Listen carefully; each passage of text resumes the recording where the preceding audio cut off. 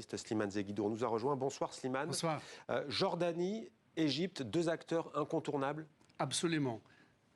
L'un et l'autre totalisent à peu près 90% des frontières d'Israël avec son environnement arabe. 2, la Jordanie a administré la Cisjordanie et Jérusalem-Est jusqu'au 7 juin 1967, quand Israël les a repris. 3, la Jordanie abrite 10 camps de réfugiés palestiniens et elle exerce la tutelle officielle sur la mosquée El-Aqsa de Jérusalem. Vous voyez à quel point elle est impliquée. Et ce sont les deux seuls pays arabes qui ont signé un traité de paix avec Israël. Tout à fait. Et l'Égypte a administré la bande de Gaza jusqu'en 1967 et elle contrôle la seule frontière de Gaza sur le monde extérieur autre qu'Israël, c'est-à-dire les 12 km de Rafah. Alors, tournée, on le sait, très sensible sur Emmanuel Macron, le président français qui marche sur des œufs. Pour preuve, écoutez. La France ne pratique pas le double standard.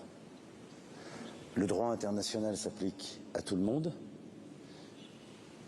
et la France a toujours porté des valeurs universelles d'humanisme. Toutes les vies se valent.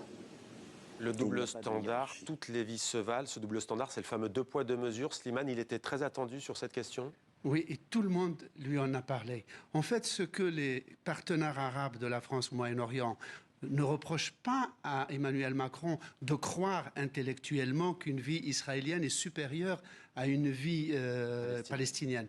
Non, ce qu'il déplore, c'est que dans son expression, il a fait montre de contrition, d'émotion, de deuil par rapport aux innocents israéliens massacrés par le Hamas, mais ils auraient aimé entendre un mot d'émotion, de réconfort, de compassion pour les 6000 Palestiniens qui ont été tués par les bombardements israéliens depuis le 7 octobre. Et il y a une autre question sur laquelle le président français a attiré la lumière sur lui, si je puis dire, c'est cette fameuse proposition faite hier à Jérusalem, aux côtés du Premier ministre israélien Benjamin Netanyahou, celle d'une possible aide de la coalition anti-Daesh pour lutter contre le Hamas. Est-ce que ça a été évoqué aujourd'hui au Caire ? Non, beaucoup moins, parce qu'il s'est rendu compte, je pense qu'on l'a bien informé, que chez les éditorialistes des différents pays arabes, les gens, c'était une proposition tellement insolite qu'ils ont réagi par un haussement d'épaules. Et ça montre, cette proposition montre le décalage énorme mental qu'il y a entre une partie de l'Europe et le Proche-Orient. C'est que pour le président français, comme beaucoup d'Européens, l'essentiel, la priorité absolue au Moyen-Orient, c'est la lutte contre le terrorisme. Pour les États arabes qui vivent sur place, la priorité absolue, c'est la fin de l'occupation. Et ils considèrent que le terrorisme qui les a frappés eux-mêmes dans leur chair, comme l'Égypte ou la Jordanie, le terrorisme a pour base justement les frustrations quotidiennes, les violences quotidiennes de l'occupation.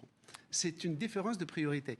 Et d'autre part, il y a une chose aussi qui se révèle, c'est que les gens aiment la France au Moyen-Orient, aiment la culture française. Mais il y a une chose qui est peut-être historique.